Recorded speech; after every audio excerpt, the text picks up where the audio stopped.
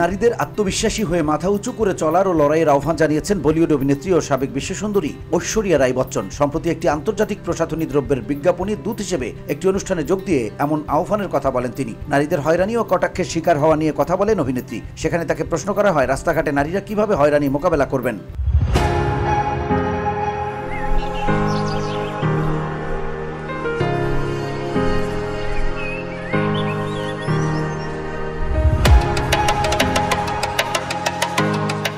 এমন প্রশ্নের উত্তরে ঐশ্বরিয়া রাই বচ্চন বলেন, নারী হেনস্থার জন্য কখনোই তাদের পোশাক বা সাজসজ্জাকে দায়ী করা উচিত নয়, বরং নারীদের আত্মবিশ্বাসী হয়ে মাথা উঁচু করে চলার এবং প্রয়োজনে নিজের জন্য লড়াইয়ের আহ্বান জানান।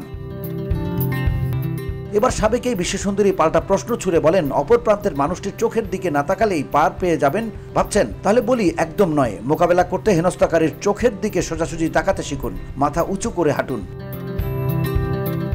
নারী হয়রানি মোকাবেলায় আত্মবিশ্বাসের উপর জোর দিয়ে অভিনেত্রী বলেন, নারীদের ভাবতে শেখা উচিত, আমার শরীর আমার সম্পদ। নিজের মূল্য নিয়ে কখনোই আপোষ করবেন না বা দ্বিধাদ্বন্দ্বে ভুগবেন না। আত্মবিশ্বাস ধরে রাখুন এবং প্রয়োজনে নিজের জন্য নিজে উঠে দাঁড়ান এবং লড়ুন, কিন্তু কখনো নিজের সাজ পোশাক বা লিপস্টিকের রঙকে দোষ দেবেন না। VOD Bangla news desk.